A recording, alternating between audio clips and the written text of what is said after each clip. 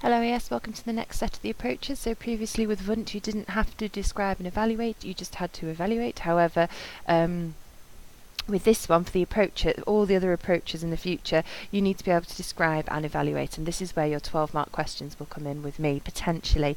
They could come in in biopsychology as well, but it seems unlikely they would be quite 12, so I think most likely the approaches or psychopathology, which is the next session, the next chunk after the approaches, will be your 12 markers. So you need to be able to talk for 6 marks about describing the approaches and 6 mark evaluating them, as well as being able to apply them.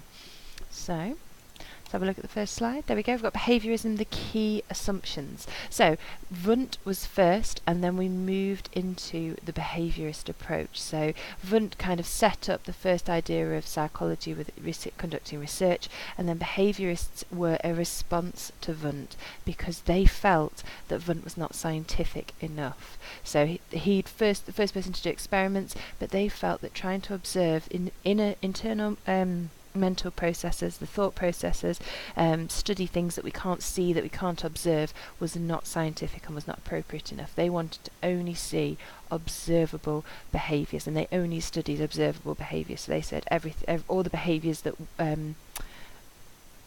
they can see, essentially. They said humans do not have any free will. Animals and humans are the same, and neither animals or humans have a free will. We don't take choice. We just see things in our environment, experience things in our environment, and to respond to them with behaviour. And they are very much of the case of tabula rasa, which is the idea of the blank slate. So we are born with blank slates. We have so on the nature-nurture debate, which we're going to look at later on in AS in the second year, we don't have, it's nature versus nurture, we don't have any, in nature versus nurture, we don't have any biological predisposition for anything. We're not influenced by anything. We're born completely blank. We could be absolutely anything that we want, and we're shaped fully by our environment. There is no biological or biological factors, really. Nature factors. Human and animals are no different anyway, and therefore if we can test it on animals, we can apply it to humans confidently. We don't have to worry. There are no differences between them. And it is all our behaviour is learnt from the environment. So behaviorism followed Wundt because they didn't think he was scientific enough. They said we should only study observable behaviours. They didn't believe humans have free will. We couldn't make a choice. They believed we were born completely blank slates. We didn't think animals and humans were any different, so they also thought animals were a blank slate and they had no free will, and we should only study their observable behaviours, not what was going on in their minds, and that all behaviours, both of humans and animals, are learnt from the environment. We don't learn them from anywhere other than what happens to us in the environment. There are 2 types of behaviourist approach. So if the question was about learning theory, the learning theorist, we could talk about classical and operant conditioning, which is coming up. If the question was about behaviourism, you can talk about classical and operant conditioning. If you're watching this after having done social learning theory, if the question is about learning approaches, you can talk about social learning theory. If the question is about behaviourism, you can only talk about classical and operant conditioning. Okay, classical conditioning is the idea of learning through association. We associate things and therefore learn from them. And I always remember classical, so the ASS in classical, it links to the ASS in association. So the AS in classical and the AS in association. We learn through association. The word conditioned at any point, if we use it during this process when we're talking about classical conditioning, conditioned means a learnt behaviour. It is learnt, we've developed it. Unconditioned means unlearnt and natural. It's something that automatically happens, an automatic response. We haven't learnt it. It's our biology, our nature teaching us it. So they do accept there's a very small amount of nature, but not a huge amount. And then stimulus, something that causes a response. So when I talk about stimulus, a stimulus is something that causes a response, and a response is something that is in response to a stimulus. That will become much clearer. Those terms are kind of fairly tautological, we say, which means they explain each other almost. It's like going around in a circle, but it will make sense. Okay, so classical conditioning involves associating a neutral stimulus with an unconditioned stimulus. So neutral means no response. So neutral stimulus, if I showed you something, for example, I've got in front of me a glue stick. If I showed you a glue stick, you wouldn't have any response to it at all. If you associate that stimulus, if you link it, if you pair it with an unconditioned stimulus, then they become associated. An unconditioned stimulus is something that causes a response that is completely unlearned. So an unconditioned stimulus, for example, is when you stub your toe going, oh, ow, I'm feeling pain and flinching. When the Michael Jackson video was on in class, they'd have the Michael Jackson video and you'd jump straight after it, and that was the loud noise, the scary noise would be an unconditioned stimulus, and then you jump. That's an unconditioned, a learned, a natural response. All of these are in your book, so I've broken it down, and like I say, this is why it looks like it's hundreds and hundreds of pages, but it's not at all. There's not a lot of work. So what I would recommend that you do now, before I move on to any further examples, is pause, and I would fill in the bit where it asks for what is the unconditioned response to the unconditioned stimulus. And there are lots of examples. For example, if a plate's hot, you pull your hand away. So heat is the unconditioned stimulus, and the natural, unlearned, automatic response to that is to pull your hand away. Eating something sour is a natural, an unconditioned stimulus. It's natural, it's unlearned. And then pulling that face that you can't control, or your lips go all funny, that is the unconditioned response. Neutral stimulus are things that you have no response to at some point or other, and then you learn that response. For example, you have no learned response to a chair, to a table, to a pair of scissors, to books, to lights, to light switches. I'm sure you can guess that I'm just naming things I can see around me now, but you don't have any response to them. They are neutral to start with until classical conditioning takes place. So classical conditioning is associating a neutral stimulus with an unconditioned stimulus. Okay. One of the most famous examples, and it's named on the spec, so you do need to know because you could be asked specifically about it, is Pavlov. So before conditioning, the unconditioned, the natural, the unlearnt stimulus was food, and the unlearnt response, the natural and unlearnt response, was salivating. So the dogs would see some food and they go, oh, that looks good, and they start to dribble because they were starting to prepare the digestive system. So it's a natural and unlearnt response. I find the easiest thing to do is to identify the natural response in a scenario and then work it backwards, work out what the unconditioned stimulus is. So if I'm given a scenario in front of me, which later on you will be, I look for the unnatural response, unconditioned natural response, and then work out what stimuluses cause that. Neutral stimulus. So tuning fork, as you can see there, it's something that you tap and it makes a noise, and then if you're very musical, unlike me, you might play the piano to sit and see, does the noise sound the same? You might sing and think, does the noise the same? Is the note the same from my voice as it is from the tuning fork? It just makes a ding noise, and that's why lots of people talk about a bell when in fact it was a tuning fork, but it doesn't matter. Neutral stimulus. If you called a dog, if you have a dog, if you called them over now, if you have a cat, if you called them over now, if you did it to your hamster, if you did it to somebody might be in the kitchen doing something and you do the tuning fork, they probably wouldn't have any response to it at all, so we know it's a neutral stimulus. During conditioning, so that's both before conditioning, we then pair the unconditioned stimulus and the neutral stimulus together. So they are starting to associate the unconditioned and the neutral stimulus. And because the food comes out and they play the tuning fork at the same time, the dog has the unconditioned response of salivation at this point. So they pair the two stimulus together. After conditioning, after they've learnt, so remember, unconditioned means natural, conditioned means learnt. So after learning, when they play the tuning fork, there's no food anywhere, the dog salivates, and the conditioned stimulus then has a conditioned response. Okay, so in here, this is a really nice way of demonstrating it, because if I'm trying to work it out, work it backwards. The neutral stimulus becomes the conditioned stimulus, and the unconditioned response becomes the conditioned response. So that helps me work it out. If I can identify the unconditioned response and the neutral stimulus, I can automatically identify the neutral stimulus becomes the conditioned stimulus, and the unconditioned response becomes the conditioned response. Okay, so you do need to know about Pavlov. Some other examples: the unconditioned stimulus of Christmas. Now, you could argue, of course, that that has previously been conditioned by something else, but don't try and overthink it, because it's just a fun Christmassy example. The unconditioned stimulus is Christmas. The natural response to Christmas, or to getting presents, probably more likely, would be feeling happy, excitement, thinking about your family. Before conditioning, there is the neutral stimulus of Coca-Cola, and there is no conditioned response. You shouldn't have any emotions to Coca-Cola. It's neutral stimulus. What you do is you pair Christmas and Coke together. So you pair the unconditioned stimulus and the neutral stimulus together. So Christmas and Coke, and you get the unconditioned response of excitement, joy, and happiness. And eventually, you can remove the unconditioned stimulus and the conditioned stimulus, and the neutral stimulus becomes the conditioned stimulus of Coca-Cola, and the unconditioned response becomes the conditioned response. So you see Coca-Cola and you feel very happy and excited. And if you went to the Coca-Cola train, what was it, the bus lorry thing turned up with Coca-Cola at Tesco's recently, if you went to that, I'm sure you would have seen some very excited people, because they have been conditioned, or were in the process of being conditioned, to associate the feelings of Christmas with Coke. So conditioning is used all the time in marketing. Another example: the loud noise. So when there's a thunderstorm, there is a loud noise. That is an unconditioned stimulus, because the natural unconditioned response to a loud noise is to panic, is to jump, is to feel fear. The neutral stimulus is lightning. There should be no fear response. There should be no response to lightning whatsoever.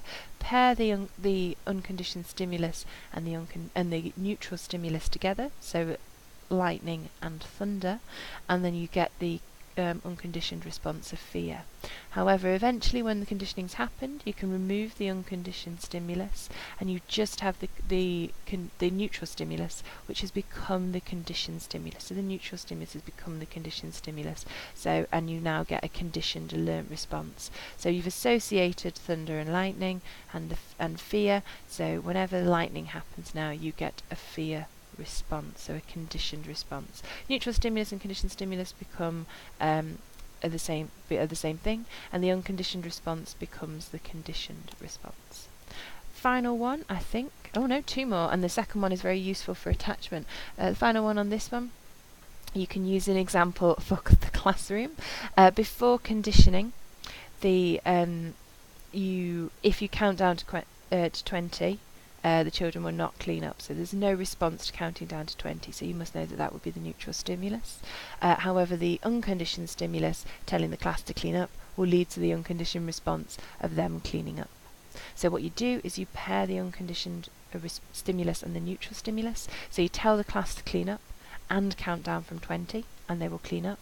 And then after conditioning, the conditioned stimulus will be counting down from 20, and the conditioned response will be cleaning up.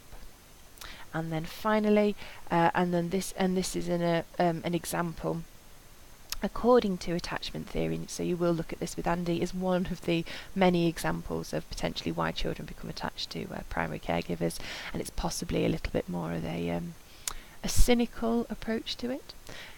You have with a baby the unconditioned response. The unconditioned stimulus is food, and the unconditioned response is being happy. So if you're hungry and then you are given food, the unconditioned stimulus is food, and then the conditioned response is feeling happy, feeling contented. Technically, there is a neutral stimulus of the mother, or whoever is going to feed the child.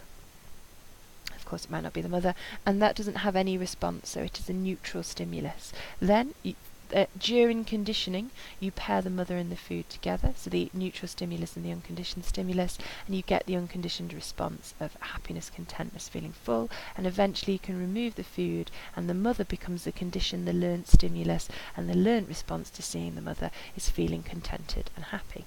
Okay. Oh, goodness me, there's even one more. Now this one's another one that you need to know. This one's for psychopathology, so it's useful to be aware of it now so you can remember. And this is little Albert. Little Albert had no fear when he was introduced to rats at all. As most babies aren't. They don't have any fear response to generally some animals that we consider quite scary. So, however, babies, because they talk about the few things being that babies are scared of is loud noises and falling. And so the unconditioned stimulus is loud noise, and the unconditioned response is fear. So they feel scared when they hear a loud noise. Pair the rat and the noise together, the neutral stimulus and the unconditioned stimulus, and you get the unconditioned response of fear. Remove the noise after conditioning, after learning has taken place, and the rat, the conditioned stimulus, becomes the conditioned response of fear. That's Little Albert. Remember that one, that will be useful.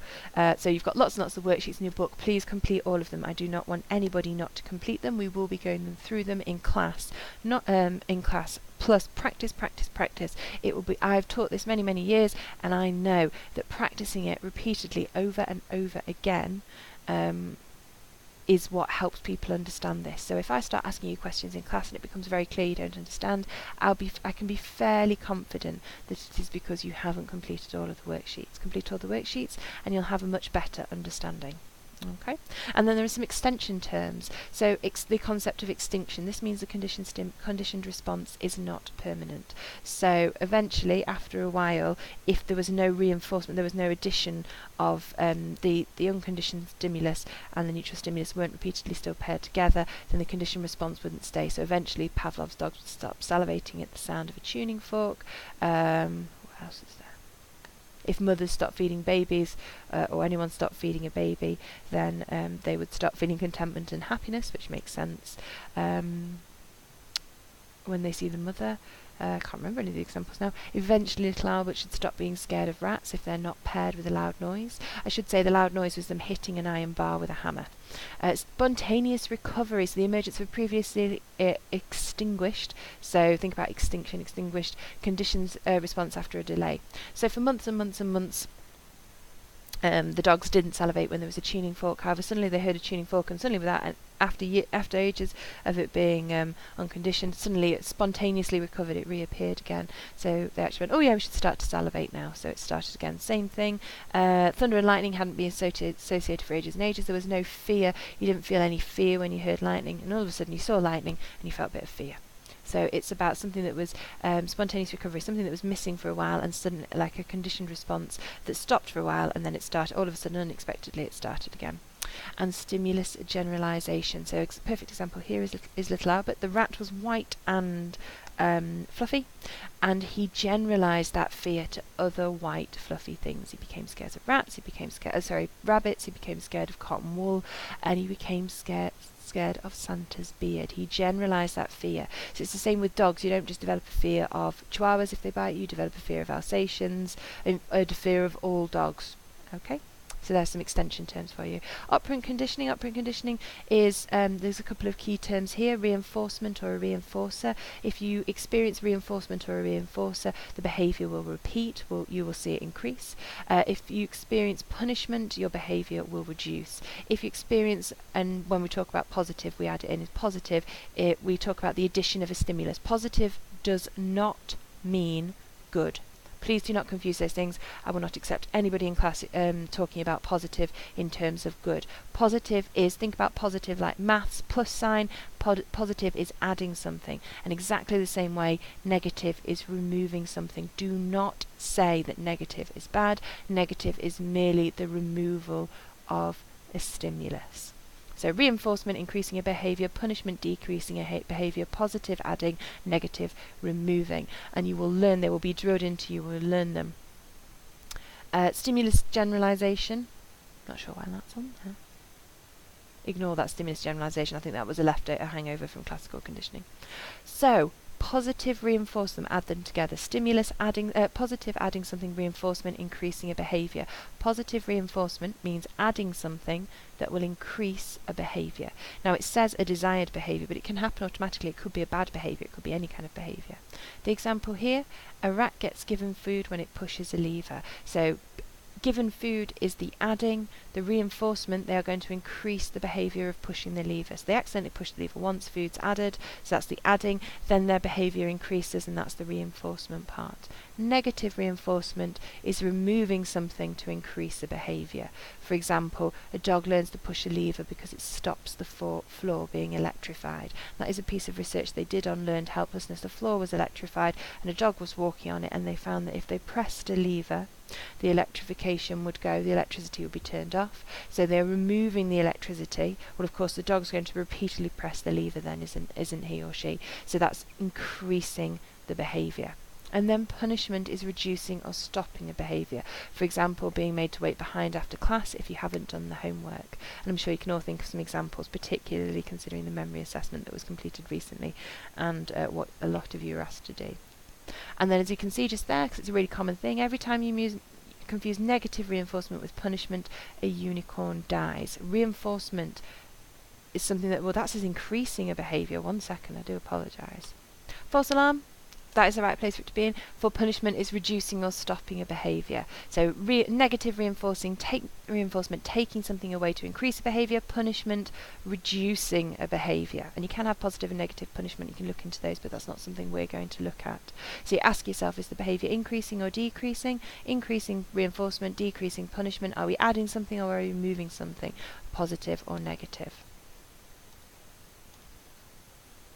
Okay, and then there's an example there which I'm not going to go into about the schedule of reinforcement. That is in your book, and I'd encourage you to have a read of it. There's also an additional document on Moodle. It will impress the examiner if you talk about it, but it's not essential to know. I would encourage you to have a look about interval ratio, fixed and variable schedules of reinforcement. You're going to see this a lot when we go through. I'm going to show you some videos and we're going to go through them, so you can use it. You don't need to worry too much about the types of punishment, but if it's adding something to increase a behaviour, then it's positive reinforcement. If it's removing something to increase a behaviour, so removing there, increase behaviour there, negative reinforcement. If it's decreasing a behaviour, it's punishment. Okay, and we've got some examples. So Skinner and his rats. So Skinner did loads of different things with animals, and we're going to look at a bit of that. But Skinner taught rats to press a lever, because every time they pressed the lever, they were given food, and they increased their lever pressing. So we know adding food, so it's positive, increases behaviour pressing, so it's reinforcement, positive reinforcement. Adding the food, increase the lever pressing, positive reinforcement. See, it's almost like I know what I'm talking about. Complimenting a child when they are polite. You are adding a compliment to increase the behaviour of politeness. So it is positive reinforcement, adding something to reinforce behaviour. And negative reinforcement, so studying for a test and feeling less worried, studying more. The thing that's being removed is the worry, the thing that is being increased is the studying. Negative reinforcement, so it's negative reinforcement. Drinking water when you have a headache, so you're removing the headache, you're removing the pain, and so the drinking of water is being reinforced. So negative reinforcement. So water isn't a good or a bad thing, it's just a thing. So the fact that so it's the pain that's being removed, isn't it? But the concept still stands that positive and negative don't indicate good and bad, they just indicate adding or removing. And in this case they're removing the pain to increase the behaviour of drinking water, so it's negative reinforcement. Punishment, so getting told off for talking in class, reducing talking in class, fingers crossed. So it's a punishment. Getting a speeding ticket for speeding, so you should reduce your speeding, so that's a punishment as well. So reducing the behaviours, punishment. Okay? So pause there, do the activities in your textbook, and now you have specs. So for all of these, evaluation is so hard to remember, so I have some examples here. I have an acronym, a way of helping you a memory prompt. SPEC stands for supporting or opposing evidence, practical applications, evaluations of methods used, and contrast to an alternative. So for every single approach, think specs. Spec. Excellent, right. So in this case there's only supporting evidence, and that is that Pavlov, which supports the idea of classical conditioning. So you'd never use Pavlov as an example in AO1, you only use him in AO3, so you'd say a strength of the behaviourist approach is supporting evidence. For example, Pavlov's dogs. You'd briefly talk about Pavlov's dogs, and then you tell me why that's a strength. Well, a strength of a theory is that if it has supporting research, it must be high in validity, because it's measuring what it claims to measure. It's claiming to explain how we learn behaviour, and then Pavlov demonstrated that is how we learn behaviour. Same with operant conditioning. So strength is supporting evidence, for example, and then you talk about Skinner and the rats pressing levers, and of course this is a strength because the theory has validity as it claims to explain how humans, it claims to explain how we learn behaviour, and Skinner appears to demonstrate that as well. You need to extend the validity concept. You can't just say because it has validity, but we'll talk about it more. But it's the idea that if something has evidence that supports it has validity because it indicates the idea that it indicates the theory is accurate. Essentially, we can see that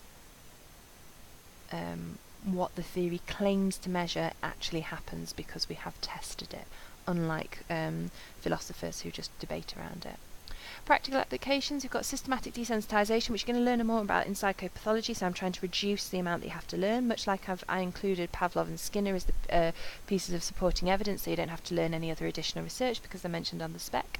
Systematic desensitisation, a learnt fear response is replaced with a less anxious response. The example here would be, if you have a fear of spiders, you would very gradually start first off by just talking about you would talk about spiders and that might scare you, but gradually you would learn to associate spiders with relaxation because you would talk about them and they would start to relax and eventually relax. The next thing you might see is a cartoon picture of a spider. Your fear might go up, but then gradually you'd start to relax again, and eventually you would associate cartoon spiders with relaxation, not with fear. Then you would see a picture of a real spider, relax, associate real spider with relaxation rather than fear. Then you might see a real spider at the end of the room, and then they might bring it closer, closer, closer. Eventually you might put it on the hand every time you're working to relax yourself, till eventually you will learn to not feel fear when you see a spider, but you will learn to feel relaxation. So that would be for classical. For conditioning, for operant conditioning, we have token economy programs, and you could think of hundreds of examples of this that are always used in education. Did your school have a point system? At college, obviously, if you have attendance, then you get the Amazon vouchers. In prisons they use token economy, so you can save up credits, so you're allowed privileges like watching TV, anything like that. So token economy, anything that you can think of where you're provided with something, and I'm pretty sure I put an example on Moodle that you can have a read of that's quite interesting too. Evaluation of methods used is the next one. There are two things here. Lab experiments. So you all know we use lab experiments. You know Pavlov and Skinner are based very much in the lab. So you can tell me about the strengths and weaknesses. So low ecological validity, high control, anything that you can talk about there, as long as you link it back. The key. So you'd say weaknesses that the methods use lack ecological validity, maybe, or are high in controls, for example, and then give an example. This is a weakness because, or a strength because, and what you must do is link it back to the theory. So a strength of having high controls is we can be confident of internal validity. If the research is internally valid, we can be confident the theory has validity. Research, theory. Make sure you link them. Never ever ever finish an evaluation point about methods without talking about the theory. Otherwise the examiner will go, that's nice, you're just evaluating lab experiments. I know you can do that, but that wasn't the question. The question was, can you evaluate classical or operant conditioning? Lab experiments are both used by classical and operant, so it applies to both, but you must always link it back to the theory, and almost always if the research lacks validity, then the theory that it's based on, the theory that is based on that research must also lack validity as well.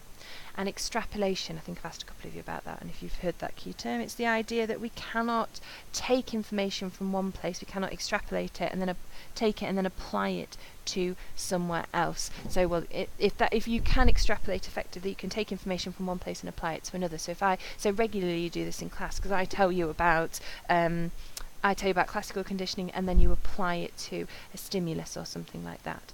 This one is a weakness because you cannot extrapolate information. You cannot take information from animals and apply it to humans. Pavlov and Skinner use dogs and humans. Dogs and humans are very, very different.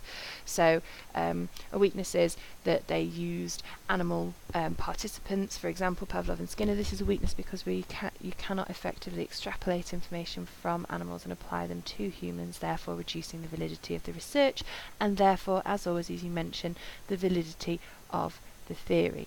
Same with practical applications, because I haven't explained that. So practical applications, if we can apply something that we've used from the theory, that's been developed from the theory. So we know classical conditioning works through association. We've developed the concept of systematic desensitization. We've applied it. It's worked. Then it suggests the theory must be high in validity again, because we can apply concepts from the theory and they are effective. If the theory was lacked validity, so was inaccurate, then we wouldn't be able to apply those concepts. However, Skinner argues, one of my AS from last year's favourite quotes, that free will is an illusion, and we will look at free will. So the issue is here, you can't use because of extrapolation. Humans have free will; they can make choices. Animals might just respond to the environment, but humans cannot. Well, there is a theory that free will. That humans and animals do not have free will. Free will is an illusion. So therefore, behaviours by animals can be applied to humans, because we are actually more similar than we realise. Neither of us has free will. Okay. And then contrast to alternative approaches. So with this one here, we'd compare it with an alternative approach. So the behaviourist approach only considers weaknesses that it doesn't consider nature. We said at the beginning it doesn't consider nature, and that is a weakness. For example, and a really good example here would be that it cannot explain why some people with high levels of testosterone are more aggressive with people than low levels of testosterone, especially if they've become from the same environment. So people who are brought up in the same family or the same school, they cannot explain why if one has high levels of testosterone, they're more aggressive than one who doesn't have high levels of testosterone, because according to the behaviourist approach, we just learn from our environments. If their environments identical, they should have identical levels of aggression, but it has been found that is not the case. So it ignores biological behaviours or biological traits. So this is a weakness because it doesn't consider, it can't explain all human behaviours, and therefore the theory lacks validity. So it should be able to explain all human behaviours. It can't explain why some people are affected by testosterone, and it can't explain why some people with different levels of testosterone show different levels of aggression. So it doesn't consider all factors, so therefore lacks validity. And then there's a concept here of biological preparedness. So it can't explain the idea of biological preparedness, which is an issue as well. So it can't explain why So another reason that's linked to nature. So you could have the example of testosterone. There is the other way that you could link it. You could say a weakness is that it doesn't consider biological preparedness. It can't, for example, it can't explain why it is easier to condition a fear of spiders than it is easier to condition a fear of buttons. So one scary response with the spider, for example, you might have a spider on its hands and it bites you, and you learn to associate the spider with pain. It's very easy to learn a phobia for spiders. However, you'd have to repeatedly have negative experiences with buttons to develop a phobia of buttons, and the theory cannot explain that, because whereas the biological approach can. The idea of preparedness is the idea that animals are born more prepared to make associations that aid their survival. So obviously it makes much more sense for animals to very quickly develop a fear of spiders, because spiders can be poisonous, a fear of heights because heights can be deathly, a fear of snakes because they can be poisonous, a fear of deep water because that you can drown in it, all of those things. It doesn't make any biological sense to have a fear of buttons, because buttons probably can't harm you. Doesn't make biological sense to have a fear of spoons, doesn't make biological sense to have a fear of glue sticks. I don't know, starting to name stuff around me again. The behaviourist approach cannot explain that. So weaknesses, it doesn't consider biological preparedness. For example, it can't explain why some behaviours are easier to condition than others in a way that biological preparedness can. This is a weakness because it lacks validity, because it cannot explain all human behaviours. And that is the end of behaviourist theory. That is the biggest one. Social learning theory is a little bit smaller, so is the cognitive approach, and so is the biological approach. So well done for making it through that one.